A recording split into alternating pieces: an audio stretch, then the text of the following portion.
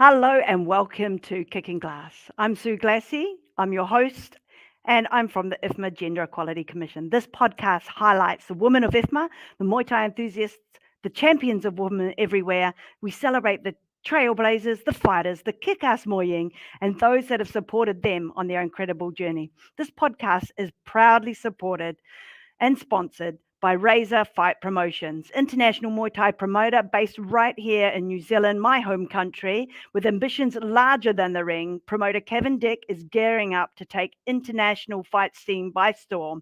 If you are an international athlete and you wish to compete, please contact us and we will get hold of Kev and connect the two of you. So if Oceania is your ideal place to travel to, let's get you in contact with them. At 24 years old today's guest started training in 2008, just 8 months shy of her 9th birthday. She followed her big brother to football practice and watched him doing a training fitness session on Muay Thai, and her parents signed her up. She stepped into the ring in 2013 at 14 years old with over 35 bouts to her name, 4 world titles, 5 gold medals, and also winning the IFMA Rising Star Award and the Breakthrough of the Year Award back in 2019. Our guest today is none other than Australia's Zoe Putorak. Zoe, Hello. welcome. How you going? Good, thanks. What time is it there in Australia? It's 12 o'clock here at the moment in the afternoon. Yeah. So you're on your lunch break, right? Well, funny thing is, I was meant to be on my lunch break, but my business partner, who's my coach as well, we decided that, we've got a lot to get done today. So we'll just have the day off. So he's got his appointments, I've got my appointments, then we're going to meet up and go sort out some business stuff later on. Oh, brilliant. Oh, that's fantastic. That makes Yeah. it a little bit less stressful for you too, right? Yeah. Well, our mission here at Kicking Glass Podcast is to amplify the experiences and the voices of our women and our girls in Muay Thai and provide insights into their battles, both inside and outside of the ring. And we want to shine a light on your strength, dedication, your tenacity.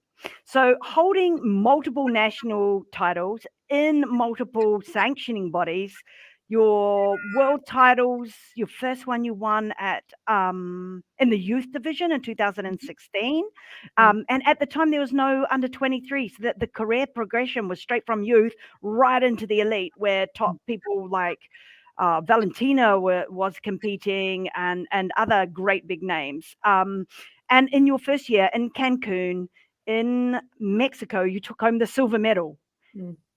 Yeah. That's pretty amazing for your first time in at elite level, right? Oh, I mean, yeah, it was pretty funny because I sort of went there not with any expectations. It was, obviously I was going in to the elite for my first time competing overseas, not as a junior, and I thought just go in, see how you go, give it a crack, But I ended up, winning after winning the first 2 bouts and making my way into the finals. I was like, oh, we've actually got a shot here, So that was a really cool moment for myself, being, just so young and jumping in straight away to that. It was pretty awesome. Yeah. And I think, if I recall rightly, because I was there watching that and I watched your other gold, I think you are the first female to go from youth to elite and stay in the medals, I think, because it was Oh, the first year, right?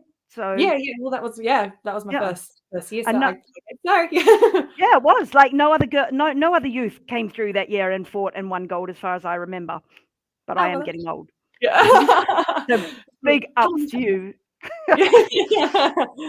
But you've also, so like your national titles will all be like one-off fights, like a standard bout sort of style of fight. What do you see the difference between a tournament style, which your IFMA world titles have to be done tournament style, and like national titles or even international titles that are a one-off fight? What's your thoughts and the difference around them and the toughness of them or strategies?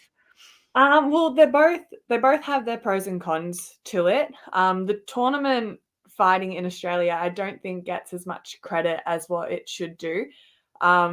It's insane. You're not just fighting for one fight to win this championship. You know, you have to fight 2, 3, 4, sometimes 5 for the men. You know, in the span of a week, to be able to claim that championship. So, I mean, I think there's definitely a pros and cons to both.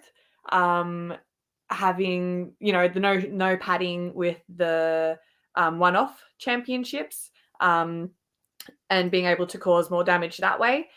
However, when you are doing things like the IFMAs and tournaments, you still are able to create that damage. You know, like I think this year was probably the most knockouts and cuts I've ever seen at World Championships. It was huge, right? There was so many. Yeah, it was crazy. You just see people dropping like flies, and it's like, I don't know, are people just getting like that much better, or what? But yeah. Yeah, definitely. Like, because a lot of people, I think, because New Zealand and Australia are not so far apart. New Zealand, they're like, oh, that's just so easy. It's like, well, actually, and you're padded, like it makes it easier. It's like, I mean, you just fight 5 fights in 1 week at top international level, not just one. Making weight each time as well. Let's not forget that. So if you win your fight and then you got to fight the next day, well, you don't get that celebration dinner. You have to eat to refuel smartly, and then you have to cut your weight again and then go again. That's so true. That is so true.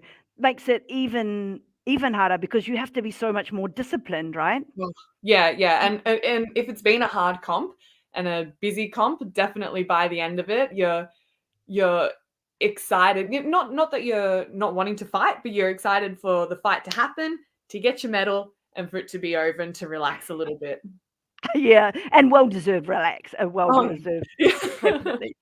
I gotta say, like, I've seen you come through right from the beginning. I think I've been at just about everyone except for the World Games where you won the gold there in Poland.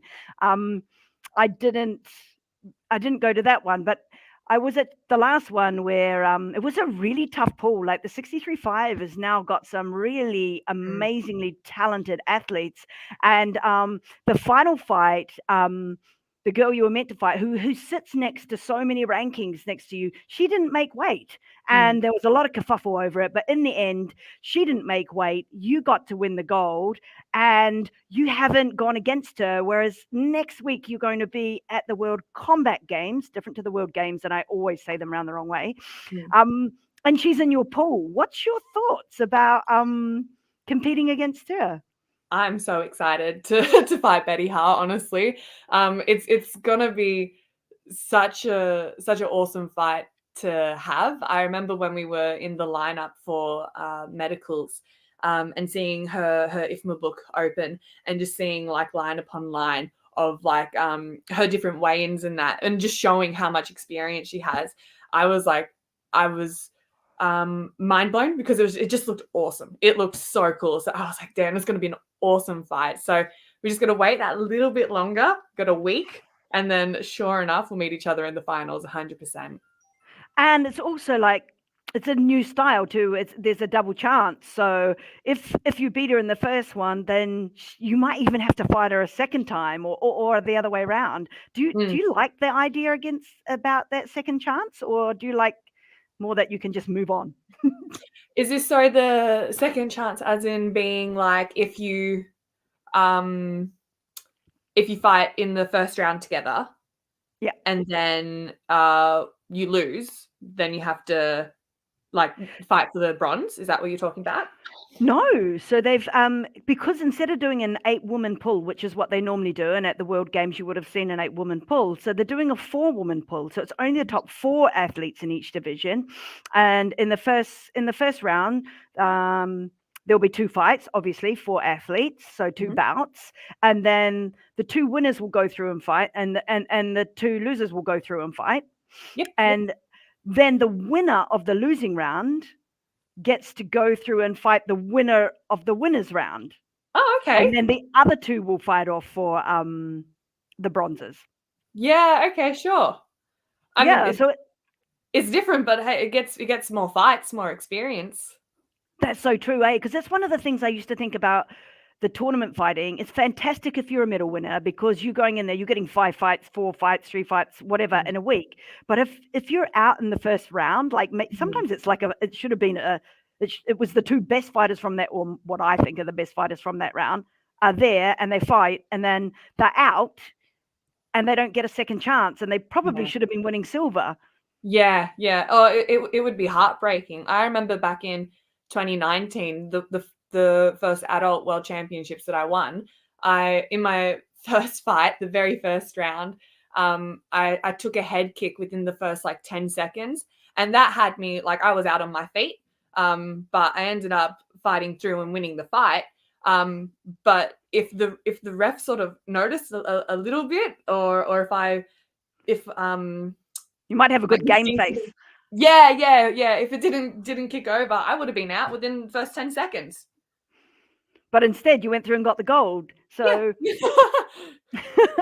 yeah, tournament style is quite different, isn't it? It does have a whole lot of stuff. It brings a whole lot more pressure, I think, maybe sometimes. So pressure is a lot. You put pressure on yourself. You have pressure from your family. You have pressure from your country. You have pressure from your coaches. Pressure from your opponents. How do you deal with pressure? Like I've read somewhere that you said you thrive under pressure, which isn't surprising, seeing as the number of golds you own. How do you deal with pressure? I think with pressure, you just got to keep your head down and just keep going forward. Honestly, because like when it comes to the fighting, once you get into the ring, it's all on you. So no matter what happens, and no matter what pressure you're feeling from your family or your friends or your partners, whatever, like at the end of the day, you have to make it work. So push it down and and just keep going through with it. That's so true. But it's not all hitting pads and training, is it? Like a lot of people will go, oh yeah, I train every day, right? But then it's not just the training. Like in the background, like I mean, I used to run every day, and I would do hill sprints as well. I would do shadow boxing I used to do a whole lot of stuff as well as training, like what I would call my training. And I think this used to make a lot of difference. Do you do things outside of training as well, or? Yeah. So I quite like to do my own sort of training as well, where I'll be doing my own shadow, my own bag work. Because like I have my coach Lee, and he's fantastic. But like once again, at the end of the day, if I don't pull the trigger in the ring, then it's not going to happen. So I do a lot of my own shadow bag work. Running, swimming, I really enjoy because there's less impact on the body. But it's really good for your breathing as well. True. Yeah. But other than that, that would be it. Do you do any psychological training, like mental training as well, or you just naturally are gifted? Yeah, I don't, but I probably should. Like I'm not gifted. I'm very determined and stubborn. But I have a lot of self-belief when it comes to fighting. Not arrogance. I am a little bit cocky, but proof's in the pudding, So it's one, I think. True, but I think Muay Thai is one of those sports, isn't it? Like, you have to be arrogant when you're in the ring. You have to own that ring. It has to be your ring. You have to dominate. You have to be the strongest. But like what I've noticed from you get out of the ring, and I don't see any arrogance or cockiness or anything. I see a strong, awesome fighter inside the ring, and then I see a really humble, gentle person outside of the ring, which I think is quite lovely. Yeah, thank you. No, I mean definitely in the ring when it comes to it. I don't care. I'm going to try and take your head off because I know you're going to try and take my head off. So I do feel I have that cockiness about me. But yeah, when it comes out of the ring, I don't like to boast. You can just let all that collection I can see behind you, like, do the boasting for you, right? Yeah. Oh, you can't barely see it. Yeah. There it all is. There's some nice collection. Yeah. So you are a strong fighter. I've seen you many, many times just overpower your opponent. But what I didn't know when I was doing a little bit of background work on you was how many knockouts you have had. Like, you've done a huge amount of knockouts. I only managed 2 in my whole career, and one of them, she was out for a really long time. I got my bout, and she was still out. And so my experience with knockouts is I find them really, really, really scary for me. But what you've had a lot more than me. Tell me, have you got one thing that always knocked them out, and what is your feelings around the KOs in the ring? There hasn't been one thing that has always knocked them out, but I mean, anyone who knows me knows that, you know, you're going to be copying head kicks and elbows, and that's generally what gets the knockout. I haven't had a scary experience like you. So to me, I have like maybe a different relationship with knockouts. Like, you know, my girls might go down and then they're back up, or they're down for a little bit or they come back up. Like probably the worst one was the 2022 World Games when I fought France and knocked her out with a head kick. She was out for a while, which was that got a little bit scary because we were just waiting for her to come to. But she was all fine afterwards.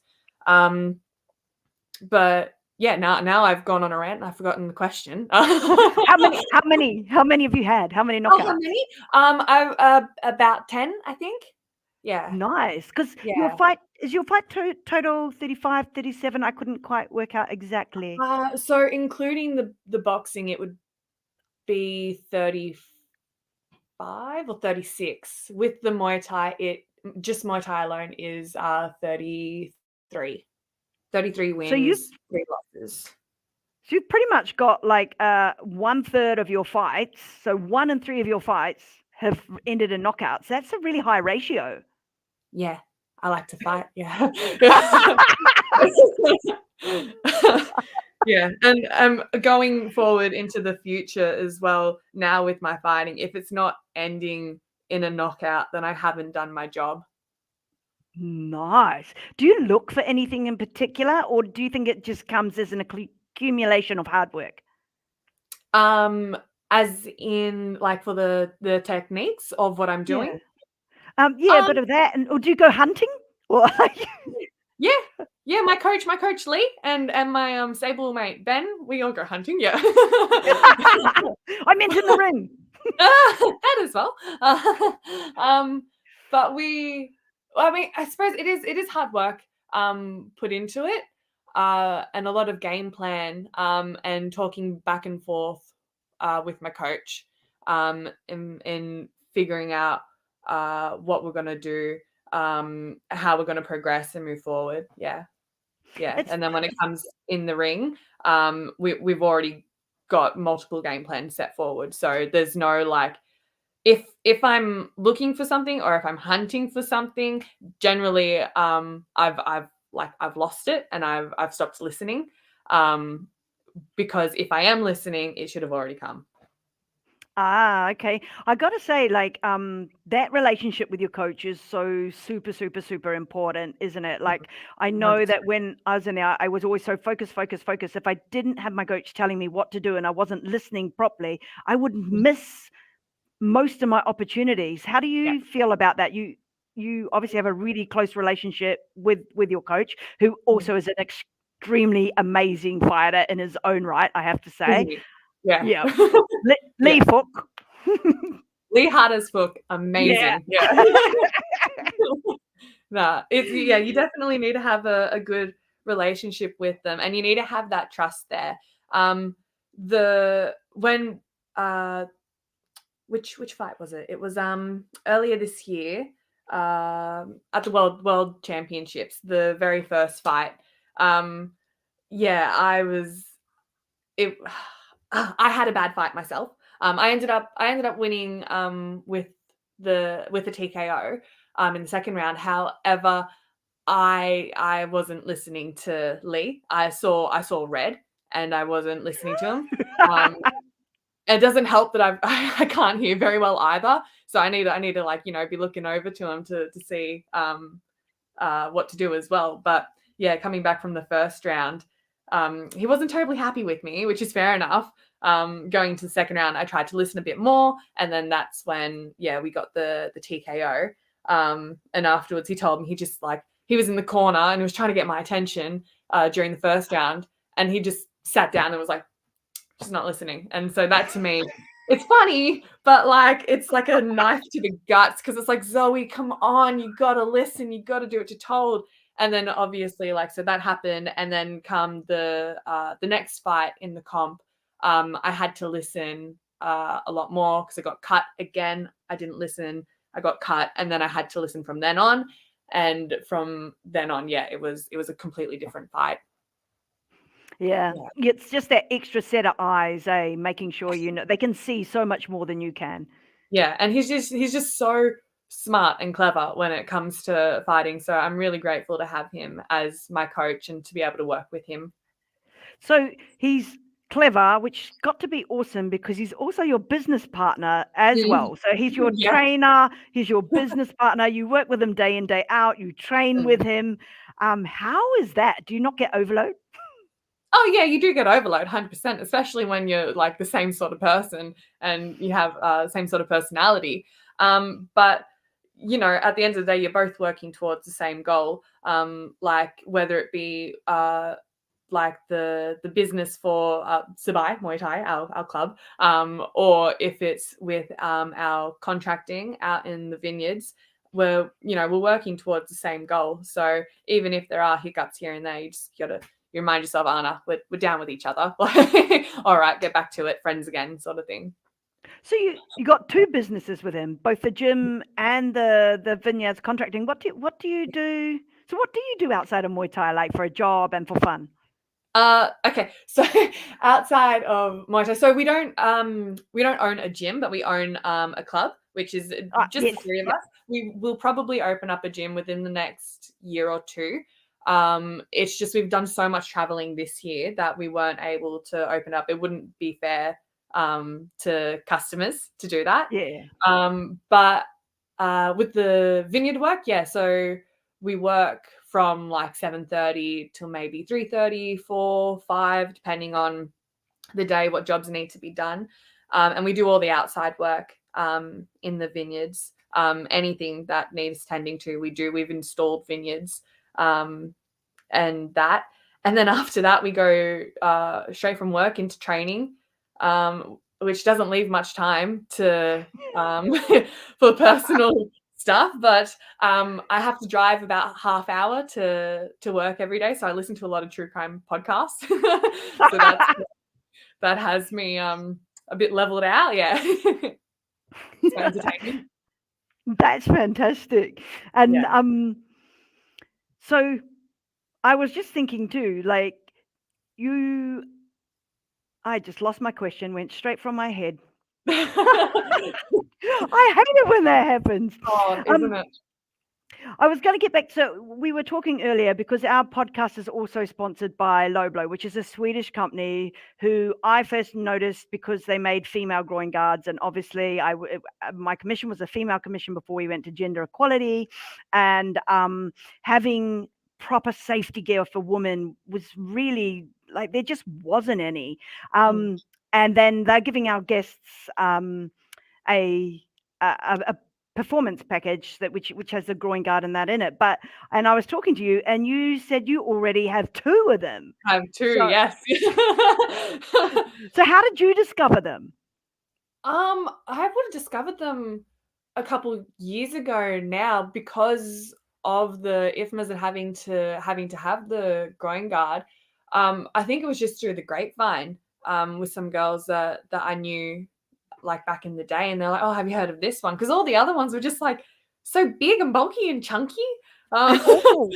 Yeah, it was awful. So they got me onto these guys, and I've been using them since, and then I've got a backup one now because I like to take spares of everything. So yeah, because it's good to have a second just in case something happens, or if you lend it to someone and it doesn't quite come back, then you're kind of yeah. And did you say you got their mouthpiece as well? No, I don't have their mouthpiece. No, I don't. I have a mouthguard sponsor, but I haven't tried their mouthpiece. Yeah. Oh, okay. Well, if you've got a sponsor, you probably don't want to cross those lines. But Yeah. um, I'm so glad that you've tried it and love it, because I do absolutely love it. And being a sponsor of our podcast, they've also got a 15% discount that they're giving out to any of our viewers. So any of Wonderful. our viewers, if you want to follow Zoe's amazing example and try the try the low blow groin guards for women, you will not be Mm, disappointed at all. They're amazing. So just put in hashtag kicking glass and you'll get the discount of 15%. So a big thank you to Low Blow for that. And Zoe, you wanted to gift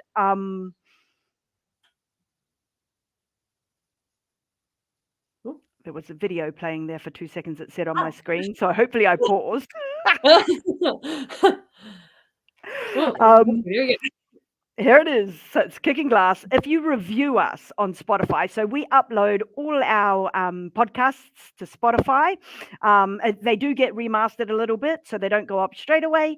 If you would like to win one of these, if you go onto Spotify and if you rate and review and subscribe, then we can put a little comment in there. We will put you in the draw to win one of these amazing low blow groin guards. So don't forget to do that after the show or later on. So thank you to Zoe, because she would like to also give hers out on a competition. So I was wondering, Zoe, whether you might want to do that in Australia, because Yeah. you were at a female sparring day, was just helping out a little bit, didn't organize it. Yolanda Schmidt, who was one of our guests just recently as well, organized it with a group of girls, and you got a whole lot of women together, like over 60 or around 60 women that just had a female sparring day. Yeah. They also, the ladies did a really good job in organizing it, and there was heaps of girls, different ages, different sizes, who all just met up, and sparred basically. So it was good to just have a bit of a supporting community to get the girls a little bit more comfortable with the sparring. Are you going to? Are you going to? Or are they going to run another one? Do you know? Oh, I've seen that they are going to be running another one. So hopefully details get released shortly. Well, I'm wondering whether you would like us to send you the low blow one that you get for coming on our podcast, and Mhm. maybe you could take it to the sparring day if you get to go, and could do it as a giveaway there, and Yeah, just teach the ladies about it, because I think it's really important to protect ourselves when we're in that ring best we yeah, no, can. definitely. Yeah, that'd be awesome. That'd be cool. Hey, going across the screen just before, and we've got quite a few messages that come across. And Clinton Tudor, he does from Gym Unlocks, where our producer Zlata is from. And if you're starting a gym, you should. This is not an advert, by the way. I'm just saying that that just check out some of his podcasts, which has got some really cool ideas for people that are starting gyms and want to drive more people into their gyms. Yeah, no worries. You said before we were counting your fight record up, and you said minus the boxing one. So, how many boxings have you got? Like, I know I did some boxing as well too. Quite enjoyed it. I found it a lot simpler than Muay Thai. Not necessarily easier, Mhm. but simpler, because there's only two hands coming at you. It's not like rocket science, like, which I feel like Muay Thai is. No, yeah. So I've had 4 pro boxing fights. I didn't do any amateurs. I just jumped straight into the pros. Um, I agree with that. It's simpler in the way of, you only have 2 weapons coming towards you. You only have 2 things to worry about. But there's like a whole other skill set that is like attached with it, which is it really blew my mind when I first started doing it, because I'd done Muay Thai for so many years. And then when finally I got into boxing a little bit more, um, I had a little bit of a ignorant mindset to it, being like, oh, it's easy. They're only doing punches, like, oh, whatever. But you get in there with a proper pro boxer, and it's a completely different game. It's really hard on your head. Like, I found my head was a little bit mushy after some of my, because I went straight into pros as well. But Yeah, yeah, yeah. and they hit hard. Well, don't they? And it's crazy. It's so fast and so relaxed as well, which is like definitely something that you can take away from the boxing into the Muay Thai too. Um, is just how skillful they are. with that. I mean, they have to be skillful. They only have the two options, you know. Yeah, it definitely upped my game in the Muay Thai ring. Mm, Definitely got so much better from doing all the boxing yeah. competitions. So, but talking about titles and boxing and Muay Thai and fighting, um, I was looking at all the rankings, and your name is right up there on all the rankings worldwide across all the sanctioning bodies. Um, I was wondering, like the last person to hold the WMC title in your weight division is actually an Australian who's not fighting anymore, and she's someone you've beaten as well. Mm. So, why have you not got a world title opportunity yet? It's not on me, man. Like my coach has been trying so hard the last 3 years to get me that WMC world title, but we don't have anyone that'll put it on. Really, we've offered to sort of finance it a bit to help out, because we understand getting someone, like if we want to get number 2, Bediha, she's from Turkey. We understand that's going to cost a lot of money, you know, or like any of these other girls traveling to Australia is expensive. Unfortunately, we're just so isolated from the rest of the world. But it's not from a lack of trying. Like Lee he's been trying his ass off this entire time to get it. Yeah. To get that It's shot. yeah. Do you think it's because they don't, like, promoters will seem to fly people in and out if they're male, but this could just be my prejudice here, but not so much so for women. Do you find that, or do you find it's just that Australia, New Zealand, etc., are a long way away from the rest of the world? I feel like it's just that we're maybe just a long way away from the rest of the world. Yeah, I do want to say I do have a couple of good people backing me at the moment, and some good promoters. There was some exciting stuff to come out now, just in different sanctioning. So I don't want to, you know, Talk about that. yeah, I don't want to say that. It's just WMC specifically. But yeah, I think that it's just that we're so isolated from everything. That's at least just my thoughts on it. It could be different. And it's also like, because your fight count is actually quite a lot lower than those in Europe, because they get so many more opportunities Mm. to compete compared to down here, which is, I think, why it's unusual to have someone from the Oceania region that has won so many golds Mm. with the fight. Do you find that the having the less experience in the ring makes a difference? Um, not well. Personally, I can't really say it does, because I've won them. I've won against them. You know, like against the people that had all these fights. You know, more than me. Besides the Russian Anastasia from Cancun. That was that. Okay, that would have been quite a big difference, because I think, I don't know how true it is, but on her R Sports, the IFMA Live Yeah. thing, like back in the day, it had her at like 100 fights or whatever, and that was like my 18th fight, I think. So whether that is true, that was like, you know, she's had 100 fights, and yeah, like the experience definitely plays a part in it. And I think going to the IFMAs really helps you rack up that experience, getting your X amount of fights in a week. And then the Europeans being so lucky that they can travel between them and have the European championships and all that, and be able to fight each other, it's just, yeah, all it does is build you better. That's all. Yeah, that's so true, because yeah, I have to like at those 100 fights, it would have been legit, because I've Mm, talked to them and I'm like, how do you guys get so much? They go, we're in pads. We fight every weekend in pads, mm, and we mm. can just jump across to this country or across to this country. And like at the Turkish nationals, they had something like 1,500 athletes just at their nationals. Wow. Yeah, like Mm, that's incredible difference, isn't it? Like the yeah. amount of people. Like Australia might be big, but there's not actually a lot of people in Australia, No. is there? Yeah. And we're quite spread out as well. Yeah, exactly. Like there's this big desert right in the middle of your Yeah. country. Yeah.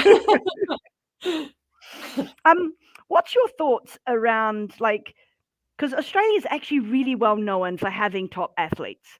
Um, and the government does put a lot of money into sport, but I'm not sure what it's like in Australia. Do they put a lot of money into like the fighting, the combat arts, or not so much? Oh no, not definitely not. No. Yeah. It's more put in towards like your general, like your rugby, your cricket, swimming, like that. You're more mainstream sort of sports. But yeah, we don't have government funding to help with the Muay Thai. Yeah. No support. Do you know what? If they put some of their funding into you instead of the Australian rugby team, which completely shanked it in the World Cup, didn't even get into the into the pools, that'd be assured a world title. They would be 100%. Yeah. But yeah, I mean, yeah, it was quite funny because we came back from the World Games. Lee and I, we came back from the World Games last year, and we're seeing like Imam Barlow. She has like this chair in her city that has a name on it or something like that, and there's all these like props and to these people, and we get back and no one even knows that I went to America. Like, it's quite funny. It is funny, isn't it? But it's also really frustrating. Like, Oh. do you reach out to the media at all? Like, I know I tried back home, and it still really didn't do much. We've had a few times, like with the paper, but it really doesn't do much. I think it's a big social media game now, which is awesome for the people who can do that and happy to do that. I just have a very hard time with the self promotion on social media. So maybe you need to treat social media like you treat your opponents in the ring. Yeah.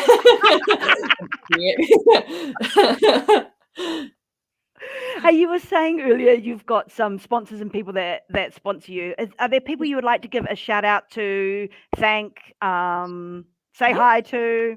Okay, well, first of all, I'd like to thank my sponsors. So Rhino Mouthguards, Goat Sportswear, Canberra Soft Tissue Therapy, Liquor Legends Canberra, and also Ravensworth Wines. They've supported me the last few years, and it's been awesome to have them a part of the team. Big thank you to my coach, Lee, who's always trying to do the best for me, and also Ben, my stablemate, for training with me, and mum and dad and my brother. Hi. Yeah. That's fantastic because, like, without those people and without that support, you're not going to be able to get there. And competing at the extreme top level, which you are now, the World Combat Games, the World Games, like, you are financed as an athlete, but your coach is not financed either. Is Yeah. that true? So he still has to pay his own way there, get time off work. Well, he's his Yeah. boss, but he's still not going to get paid while he's gone. No, that's it. 100%. Yeah. Yeah. No. Yeah. Because we with us running the business together, if we go, we go. Like there's no like sick leave or anything like that. He has to pay his own way, which I am extremely grateful for, but feel extremely guilty for as well. And he says he's happy to do it as long as like I'm putting in the work and that. I appreciate it, but still, it's like, once again, we live in Australia, so to get anywhere, it is pricey. Yeah, extremely expensive. But I have to say, like, I've met Liam a number of times, and he is a really amazing guy as well as obviously an incredible coach. So yeah, you're very lucky to have him, I think. Extremely. I would like to say thank you to you for joining us today and sharing this journey that you have with us. Thank you. Thank you. You're welcome. Do you have any, even if we won't say the sanctioning body, but do you have any matches that are coming up that our viewers or fans could tune in to? Well, obviously we've got the World Combat Games coming up. Next week. So that's next week, yes, in Saudi Arabia. But I do have one coming up in February. I'm not allowed to announce it just yet. Okay, we'll leave it at that. So we'll look out for you in February. And Yes. how do we follow you? Like, you're Zoe at My Way. Muaythai Putorak on Facebook, but you're probably better off following my club's page actually, because I'm a bit more active on there. We're posting up everything. So that one is just at Sabai Muaythai and Boxing, and you'll be able to find us there. Sabai, Sabai, isn't it? Sabai. This one, yeah. Other side. Yeah. It's reversed. It's the mirror image. Yeah. Exactly. Before we go, have you got any advice that you could share with our viewers and your fans today? Any advice? Just keep working hard. That's all, really. If it gets tough, just keep going, and try to do it with a smile. Take some time for yourself. If your body's injured, you need to listen to it. If you're sick, you need to listen to it. That way you can get back into training and fighting at 100% much quicker. But yeah, just keep on going. One foot in front of the other. That is absolutely fantastic advice, because that's the only way you get anywhere in life. So that's us for today. I want to thank our sponsors, Razor Fight Promotions from New Zealand, Low Blow Performance Protection from Sweden, and all the ladies that have been sharing with us today. So a big thank you also to Jim Unlocks Zalata, who is our producer. I want to say thank you to her personally, and all of our fellow athletes and women and men that are actually jumping in and sharing this journey with you, Zoe. We would like to wish you all the best in the Kingdom of Saudi Arabia at the World Combat Games, where I have 100% faith in you that you will take home that gold. So if you guys are putting anything up, use the hashtag kicking glass, use the @IFMA_woman. Zoe, thank you so much for coming on Kicking Glass podcast with us today. Thank you for having me. You are welcome. That's us for us today. Make sure